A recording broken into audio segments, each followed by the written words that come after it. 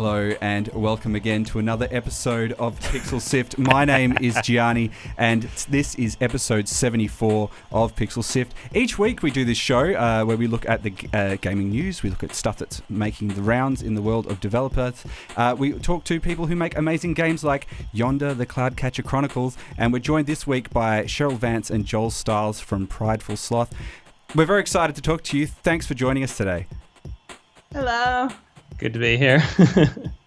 And we'll be taking a look at some other stuff today, Mitch. What else are we checking out? Yeah, so we're taking a look at the target demographics of consoles, who's playing what. And lastly, what happens when players use mechanics like quick save a little bit too much? And does that move the feel of the games away from what the developer has intended? Let's jump in, shall we? Did you know Pixel Sift is available on other platforms? You can find previous episodes on iTunes, Pocket Casts, YouTube, and on the Pixel Sift website. So this week I was reading an article by Nathan Birch. His piece criticized PlayStation and Xbox systems for not fostering the growth of the gaming community. His main point was that at the moment, both Microsoft and Sony seem to be pushing more games for mature audiences, with Nintendo seeming to be the only system catering toward a more younger gamer. Now, Joel and Cheryl, you're making a game that's catering towards... And correct me if I'm wrong, it looks like it's catering towards a younger gamer or maybe a family-friendly sort of title. Do you agree with this assessment that Nintendo is the only one that's kind of pushing things in that direction? So first off, actually, the game that we're making is the game I wanted to play, so we're targeting me. So it's always a good place to start. It's actually a byproduct that we found that the game has a much broader appeal than we ever realized it did.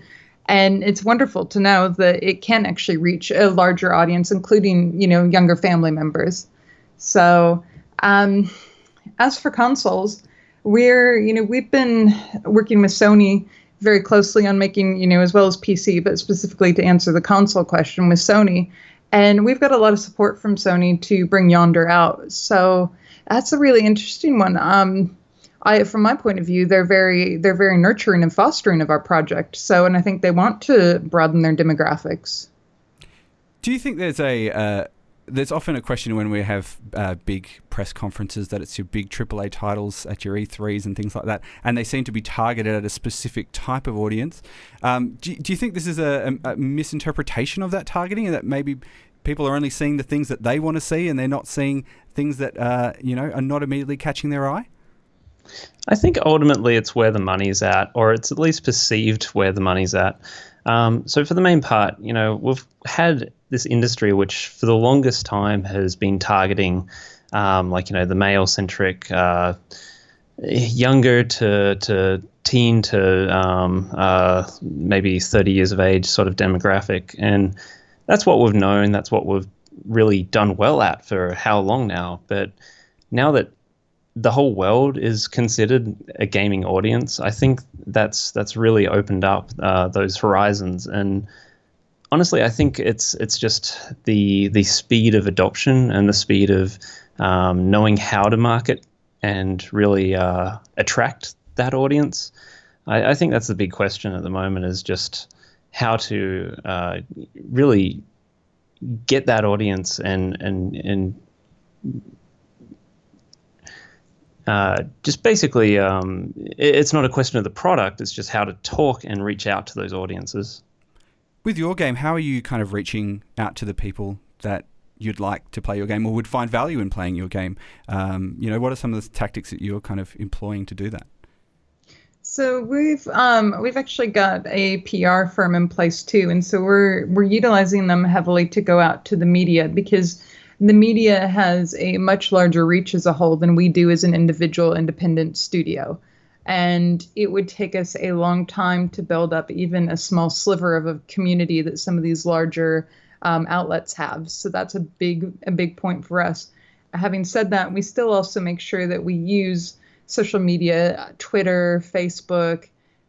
Those are kind of our two main sort of outreaches. And then also we're very active within the Steam community on our discussion forums there as well too, because we want to make sure that we're talking to all the different people who might be invested in Yonder and making sure we try and deliver to them what they're looking for.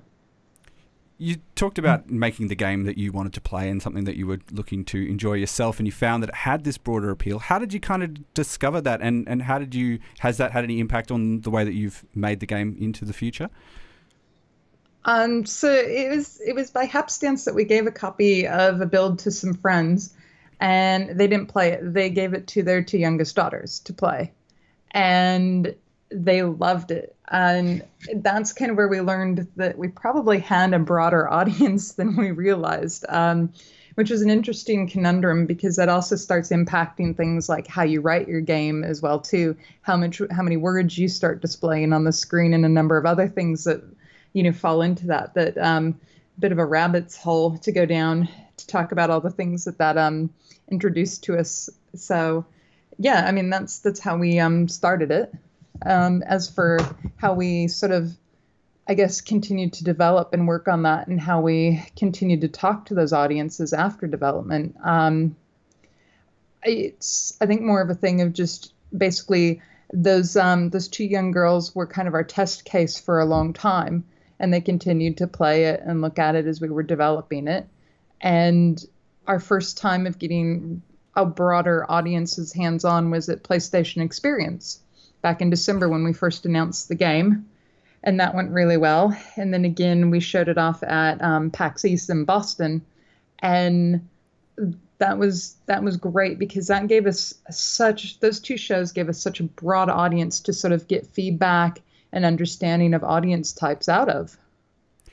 Is there I know you talked about a lot about the community you're building on Steam and the support that you've had from PlayStation as well. Do you think there is a platform that Yonder just wouldn't work on? Is there something that you think just isn't a good fit? Well, for the most part, we've talked about different platforms that we would love to see it on, or like how it would change the dynamic of the game. And for the most part, I think a lot of it comes down to just the technical capabilities of a platform. So, for instance, we'd love to see it on a handheld, but like before the Switch, I mean, that just wouldn't have been possible to see like, a open world, massive streaming sort of style, technical requirement. It wouldn't have been possible on the 3DS, or, you would have really struggled to push that on Vita. But I think with the Switch now that's kind of been overcome, so that's something to visit again later on. So, how accurately can you gauge your audience at the moment? Is it possible to find out exactly what ages you're kind of getting through the game? No, not at all. It's too broad. We had kids as young as, without being a parent, I'm going to take a stab in terms of age range of about 4 or 5 playing the game at PAX. But then we also had some lovely gentlemen that were older, even in their 50s and 60s, coming in and playing the game. So such a broad audience. There was even there was an article written, and I just was talking with them on Twitter, and I'm going to forget. But basically, they wrote an article at PAX saying how they walked up to the booth and saw kids playing the game and thought, I've made a bad mistake. This isn't a game for me. But once they sat down and played it, they realized it's not. They absolutely love the game.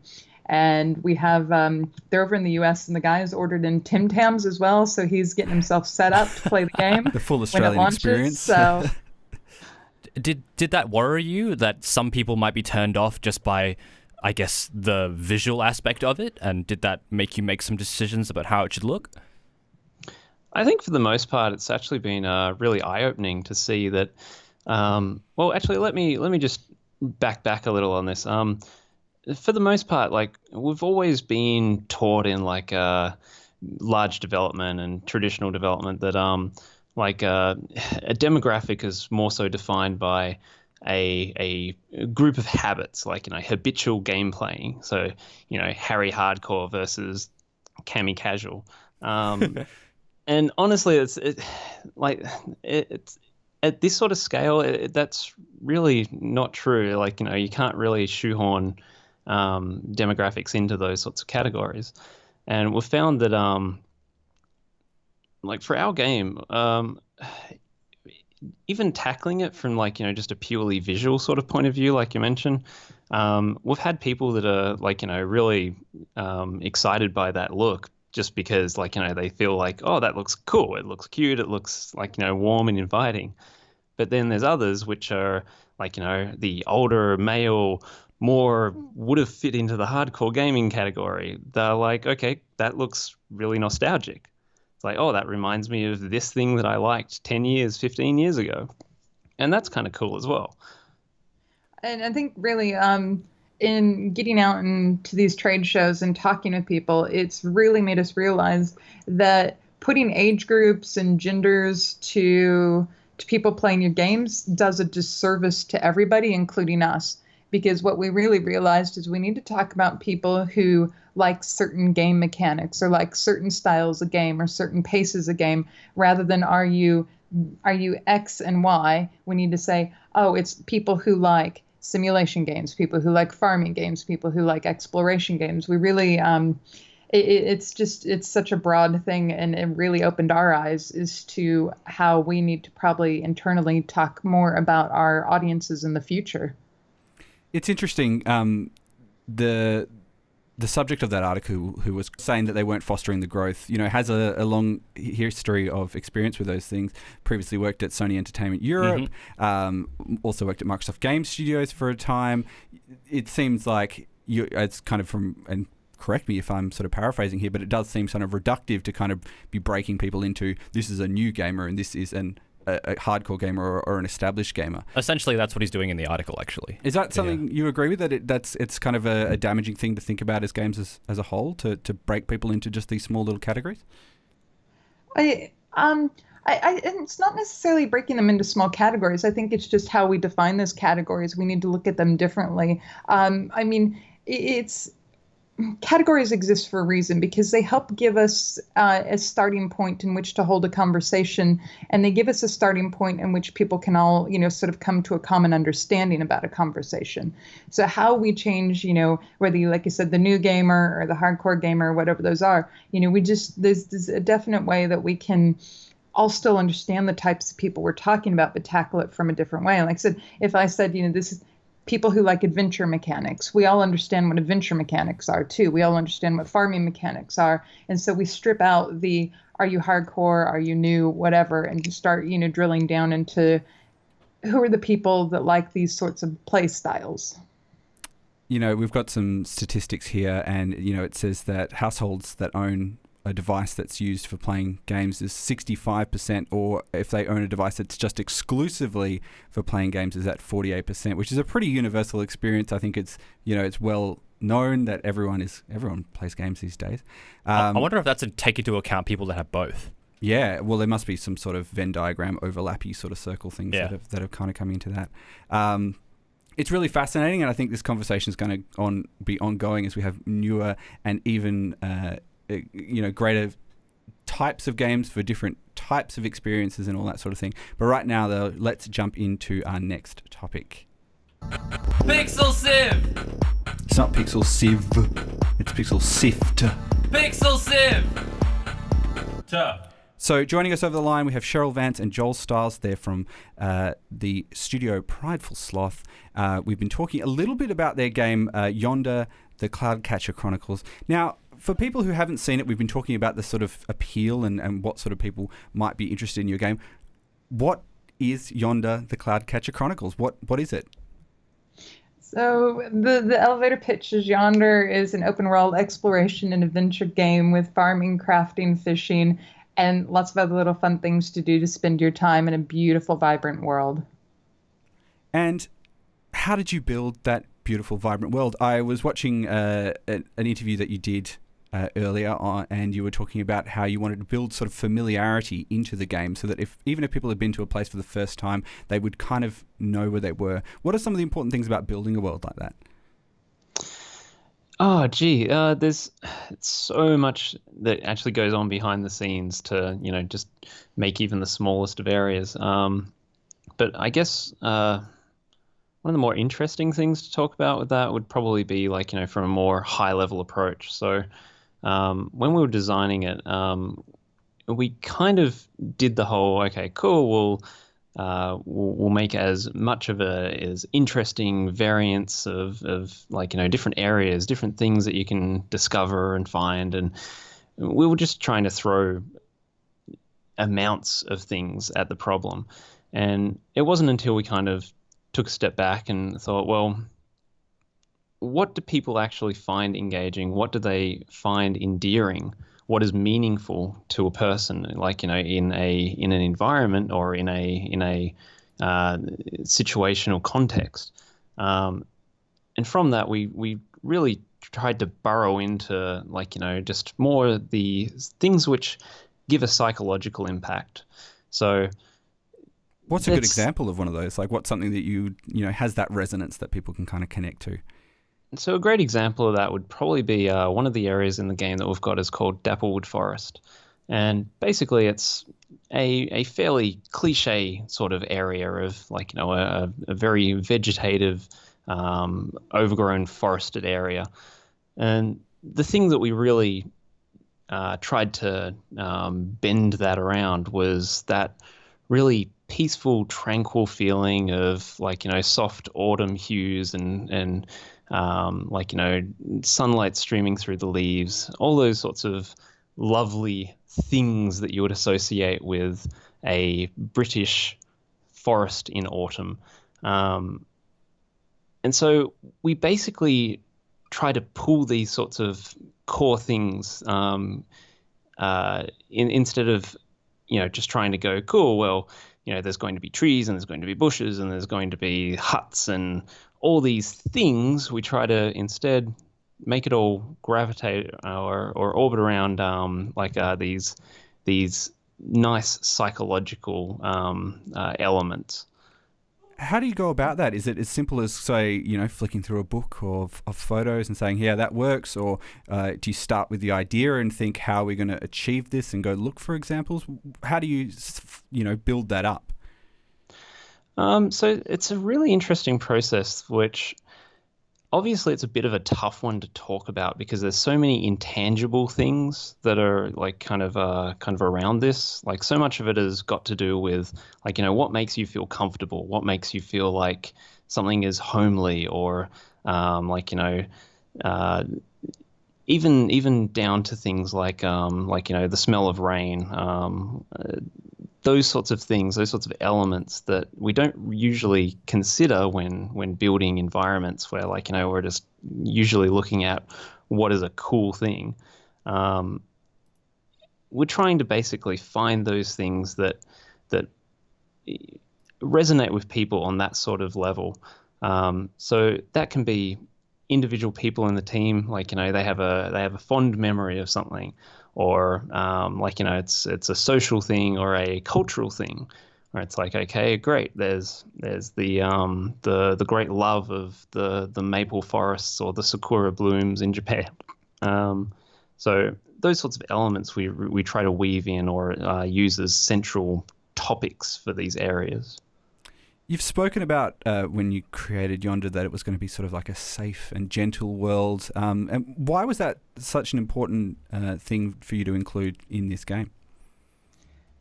It's for me, just a lot of the games I tend to play, not all of them. I mean, don't get me wrong, I have a broad repertoire of games I play, but some of the ones that I do enjoy playing and for different moods are, your Harvest Moons, your Story of Seasons, Animal Crossings, those sorts of games where it's more about just going about doing things in your own time as opposed to going about and, feeling like you need to rush through something or that you're getting into combat to do things. And it's also something that I really wanted. It sounds sort of dumb, but I love the fact that I can make a game that my aunt has now gone out and bought a PlayStation to go play, and has bought the game and she's going to play it because she's not a gamer. She doesn't own a console at all, but she's seen the videos and she wants to play it because she wants to learn how to play a game to play it because it's something that she's not going to be punished in learning how to play. And to me, that's amazing that I can make something that people who in my family wouldn't have otherwise ever owned a console have now gone out and bought them so that they can pick it up and play it. It's to me, it's a very special thing. That's got to be an amazing feeling to kind of see people connecting to your game in this way. You've had a lot of people kind of play your game at these consoles, at the conventions, and having people come up and play it there. Are people kind of communicating that same sort of experience to you, that they've sort of found that familiarity or they've found that connection in something there? Is that something that people say to you outwardly, or can you just see it on their face? You can definitely see it on their face. There's certain things like when the first time people pick up and they jump off the cliff and the umbrella, pops open, you see this amazing delight on their faces as well. But also, just to step back a little bit from the conference side too, and we've gotten lots of lovely feedback, but that's a little bit of a bubble when you take that into account, because at the same side, somebody would really have to dislike your game to stand around long enough to tell you to your face that they dislike your game. They're more than likely going to walk off and not say anything. So, like I said, the feedback has been beautiful, but I also accept that there's an audience out there that probably looked at it and thought, I don't like this game, it's not for me, and walked off and never said anything as well. Do you think, I don't know if you've had any experience with that, but, having that experience of seeing people play your game in real life is different, obviously, to people talking about it online. How has the online community sort of been, and what are sort of some of the things that you've got from their experience of looking at the game? I've actually found it a very odd experience this time around. Like, we come from a more traditional development, AAA sort of background, and so we're used to, just release a game, don't read the comments, because 90% of what you read is just going to be horrible, horrible, horrible stuff. But it's been the absolute opposite this time around, which has been really odd. We have a lovely community. The people on Twitter, on Steam, I like I said, I totally get that there's a group of people that don't want to play our game, and we understand that. That's kind of the point of a free market, isn't it? You don't have to buy what you don't want to buy. So, but I'm quite proud of our community. They're actually really lovely people, and it's interesting, those that haven't played the game, some of them have gone through and watched every gameplay video they can. Some of them have said that they're not watching anything because they don't want to ruin the experience for themselves as well too. So it's quite a broad range. But I even had one of the guys reach out and say he showed his young son, and his young son wants to do his first Let's Play video, and he wants to use Yonder. So, it's such a huge, varying audience, but 90% of it's beautiful. The one that I was surprised at was so we've got the demo up and running in the, in like Target or Walmart, those sorts of places. They've got the PlayStation kiosks, the little booths that you can play on. So we've got a demo up on there in the United States. And we've heard back from a number of people basically saying that they've been driving around trying to find these things so that they can play them. For like hours. And some people put in like 2 hours of driving to try and find their nearest kiosk so that they could play the demo. Are these people organising? Are they on Yonder Watch? Have they got a little geotags and things like that as soon as they find a console? There's I do actually think there's a few people trying to share locations of where they found it. I really do. We've got, speaking of that sort of experience and that people have talked about, Rosha H has asked whether the experience of the game is sort of strongly developed with a backstory for the character itself, or is the aim to kind of put the player in the game as a blank slate and they make what they will of it? I would say it's a bit of a mid-ground between those two. We want to give enough context into the world so that you have a goal and that there's a reason to be there and things to do. But we also do want the character to have a bit of a blank slate within that world so that each player has a room to interpret and put upon that their own adventures. I liken it to sort of playing Skyrim or, the Bethesda games. There's always a story there. But your adventure and my adventure in that game are very different. And we might have the same overarching narrative, but what you did and what I did in the 60 hours to finish that narrative is completely different. And that's what kind of we want to make sure the players have, is that ability when they talk about it to have completely different adventures. One of the things I was really curious about, you've talked about coming from a bigger studio sort of background and working in a different sort of environment beforehand. How many people are working on the game at the moment? And how has that experience been, moving from a bigger team into a smaller team to make this game and be shipping it next week-ish? Oh, geez, our pulse races when you say next week-ish. Ish, I said. It's a bit more than next week. So our core team is 3 developers, so not many people, obviously. So we've got another person on for support from like a business sort of perspective. And then we've had the very good luck of having a number of people that we work closely with as outsourcers throughout the lifetime of the project. And that's around about 6 or 7 other people there. But yeah, the core team is only 3 people, so that's what we've got on at the moment. And because of the ramp up and ramp down of that puts us, like Joel said, at about 5 to 6 for the main chunk of development. But the first part was actually 1 to 2, and then we ramped up to 3, and then went from there. And now we've ramped back down, so we're like a core team of 3, like you said. But we do have some support from social media and business and all the. It takes a lot to make a game. It really does. How long have you been working on this game from start to finish? Oh, geez. From start to finish, probably around about 3.5 years now. Possibly a little bit longer. But having said that too, that was kind of working, while we were working and doing things. This was a little thing that we touched on the weekends when we had spare time, and we developed a prototype. And then we put that prototype down to then, start talking with publishers and talking with people for funding and reaching out and trying to make sure we could get Yonder off the ground. And so full-time development on it has been around it's not been a year and a half. I think it's, what has it been? February 2016 we started. So a bit over a year and 4 months-ish almost. Yeah. So I guess we've talked to bringing it right back to the PlayStation aspect of it, and like you mentioned you had like booths in stores in America, but like we talked to quite a few Australian developers about that had the opportunity to put their games on the PlayStation Store, and their stories have all been quite different. So how did the process start for you guys? So I actually, back in the UK, knew somebody that had come from the Sony. I'm trying to think of what their name was.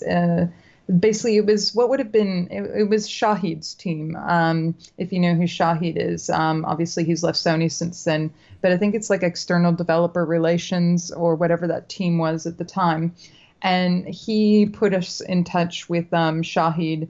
And then obviously Shahid went into his team internally, and they did a review of the project and looked at it for suitability. It went through, they have sort of market analysis people in there as well too that look at it. So it went through a wide process, and Sony was very, very interested in working on the project, trying to get it onto PlayStation and work with us to get it onto PlayStation. So we've had a lot of support from them ongoing, and that team even after Shahid left, and we worked with other people as well too, and now we have Nick in the UK looking after us. Everybody's been lovely and supportive to help us get this out. Yeah, I think the main thing there was that Sony's got their finger on the pulse. They know what they're doing, but one of the main things that was attractive for them was trying to broaden that audience appeal, which I guess is part of what we've been talking about as well. And so obviously Yonder is all about a broad audience appeal. So I think from that sort of perspective, that was right up their alley at that point. I mean, that process and talking to them, then when we say that and we're like, oh yeah, I just went through these people, not a problem. That was still probably before we got sort of approval and platform approval and just internal team support from their indie team, as opposed to just going solo with a release. That took 6-7 months of time. It was not particularly, when we gloss over it and say this, it sounds like it was, a week, and it was many a months to get through that process. We've got another question from Rosha asking that once you get to the finish line of this game, when you get to that 100% point, you've got to send it off. Is that satisfying experience? Is it frustrating to be at that point because there's many things you'd like to change? How does that make you feel at that point of the development cycle? It's never going to be 100%. It's like any form of art ever.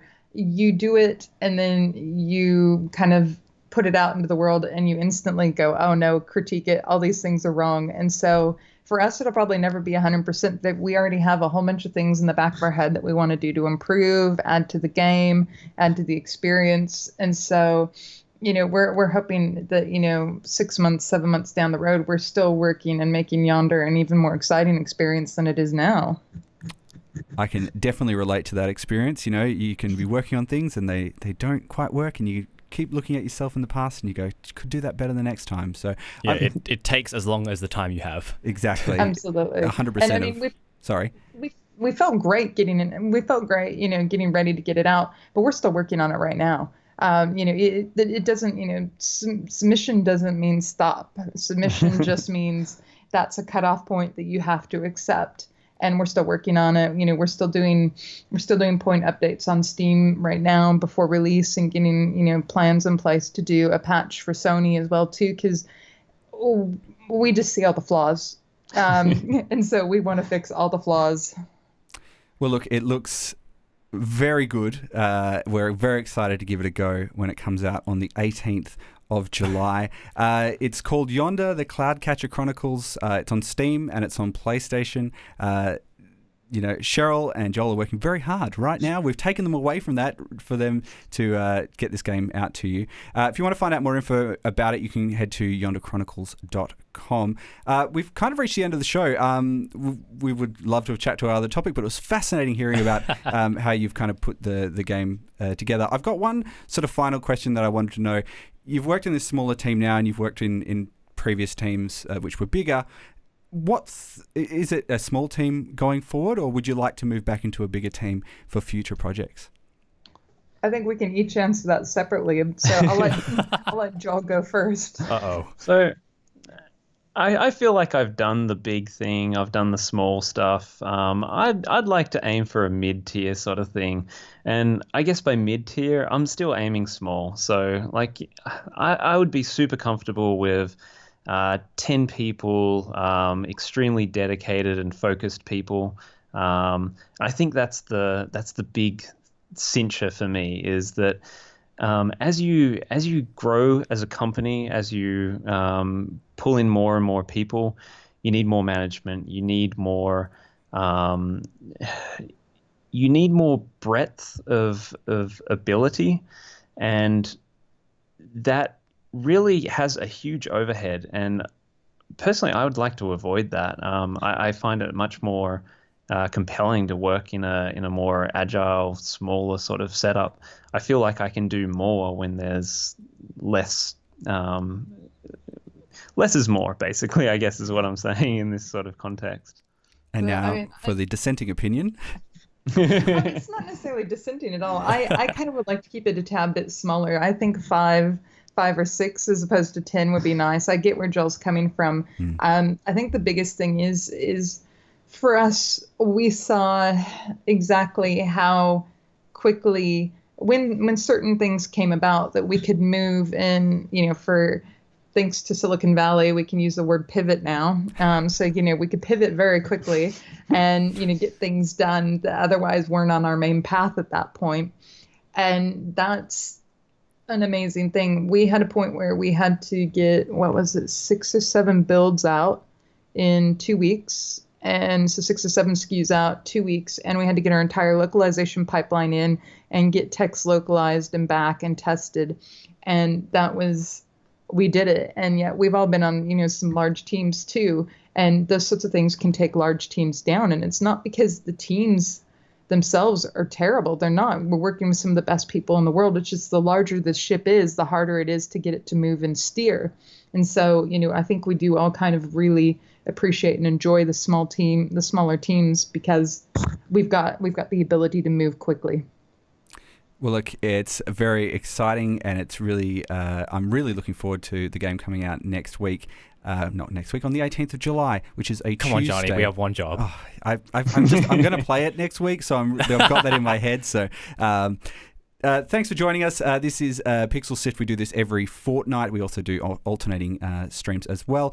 We can put up all the links to the game. You can find it on Steam. You can find it and add it on your wish list. You can jump on the PlayStation Store, and I think you can pre-order it right now. You can find that website at www.pixelsift.com.au. Where else on the social web, Mitch, can people find our information and links? Yeah, you can find us on facebook.com/pixelsift, twitter.com/pixelsift, twitch.tv, well, you already know that if you're watching this anyway, but twitch.tv/pixelsift, and youtube.com/pixelsivau. And we also have a bunch of previous episodes that you can check out. You can listen on it's Apple Podcasts. You can listen on Google Play if you're in the States. You can listen pretty much anywhere you get a podcast. That's it for this week. Thank you very much, Cheryl and Joel, for joining us. We're very excited for your game, and we'll catch everyone next week. Thanks so much. Thank you.